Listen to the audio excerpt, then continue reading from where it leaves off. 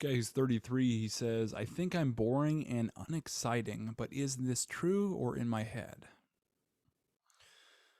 Well, you probably think you are or identify as being boring or unexciting, and so therefore you are.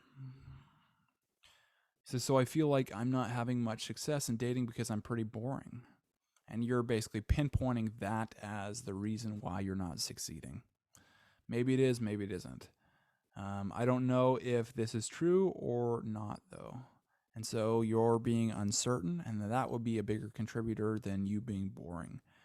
If you don't know what you want, can't make decisions, it's like, oh, where do I stand? It's like, oh, am I good with you or not? Uncertain about yourself, uncertain about how you move, that's going to be a way bigger turnoff than you being boring. Thing is, I'm a stable guy with a lot of good qualities. I run my own business. I work from home as a therapist, and it's successful. Good car, good place to live. Outside of that, I got trained in voice acting over COVID, but work keeps me busy, so I can't pursue that as much as I want to. If I feel like kayaking, I go. You're not seeming too boring to me, dude. It's like you're doing whatever you want, and that's awesome. So, what other mental block is there? Just makes me wonder. If I feel like traveling, I go do that. Like, dude, this guy's living a free life. I mean, that's not boring. I do boxing and fitness and some writing. It's funny how people's perceptions of themselves versus, what they're actually doing is. I make ceramic coasters with photography and designs I do. All pretty solitary things. Sweet. But I cannot get over this boring hump. And so is it just with other people? What's going on? I don't know how to be more exciting. Well, one, it's how you move. It's like, do you move with strength?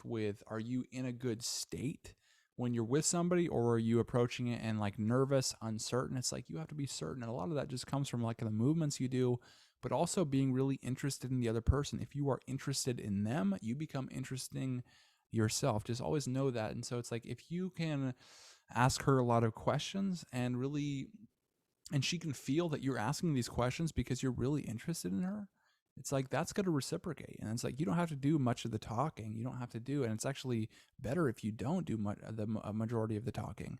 It's like you want to make her ask her the questions so she can do about 80% of the talking. It's like women talk 4 times as much as guys per day. And so that's 80-20 principle right there. Yeah, and when she's the one who's opening up and talking, it just makes her feel more comfortable with you. And what you'll find is she often perceives you as like a really good conversationalist, even though you don't say anything except for like be engaged in her responses and ask her questions. He says, but maybe I'm placing too much emphasis on that. You could be. You could be getting too attached to the result. And when you're too attached to the result, you often basically try too hard or get in your head, or it's like, oh, I have to do this. And it's like, okay, and then now you get into this mode on what do I have to do specifically and what's the perfect thing to say. And I have to do this, this, this, and get in your head instead of just feeling what's going on in the moment, responding and acting accordingly. Get in your head, you're dead. Get in your heart, you're smart. Easy one to remember. And an easy way to get in your heart is to basically breathe. And so it's like take deep breaths and then focus on getting that oxygen into your heart. And when you do that, oftentimes you'll just get in a better state in that moment. Sometimes just making like gestures or whatever, like kind of opening up. Opening up more, just how you move can get you into state. Taking deep, slow breaths, focusing on things that are really cool in a moment that you're kind of grateful for. Those are all kind of help you in getting into state.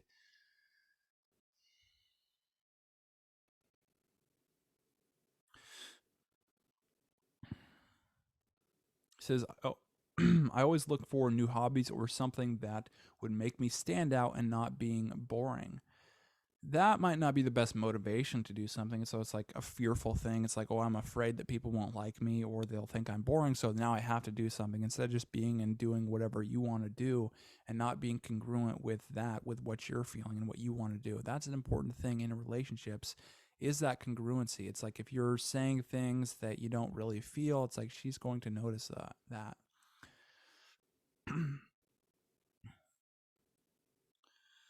It often seems like traveling and partying are the two main things that people like now.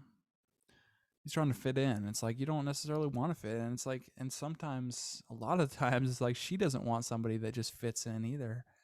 Um, she wants somebody that marches to the beat of his own drum and doesn't care what other people think.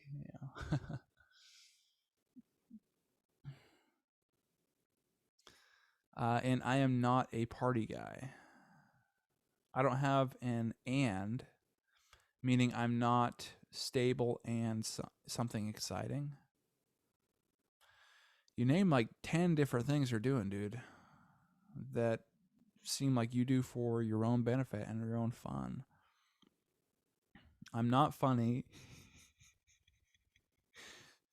And something exciting. I'm a therapist, so I'm a good listener and communicator.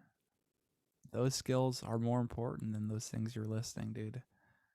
And when you actually are, it's like when you are in your therapy sessions and when you are in a good listening state, it's like, are you boring in those times? I don't think so. It's like when you're really engaged, that's not boring.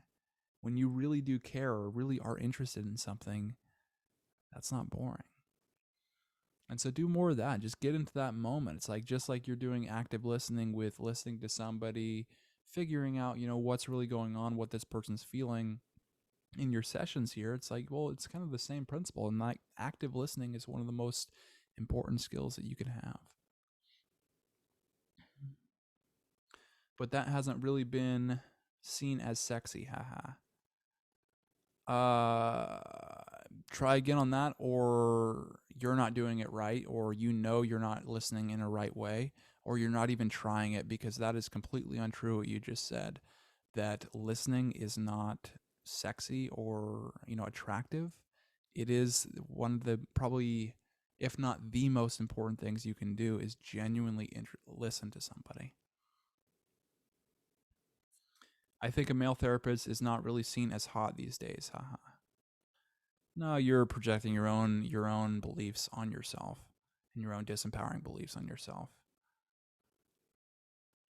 And you should be able to recognize that, dude. It's like if you're going to label yourself as a therapist, you better get your shit together. He says, am I overthinking this? Yeah, you're putting way too much emphasis on it. You're making it into a way bigger deal than it is. Instead of having an attitude where it's like, well, you're not attached to the results and you can walk away and mean it and you're just fine.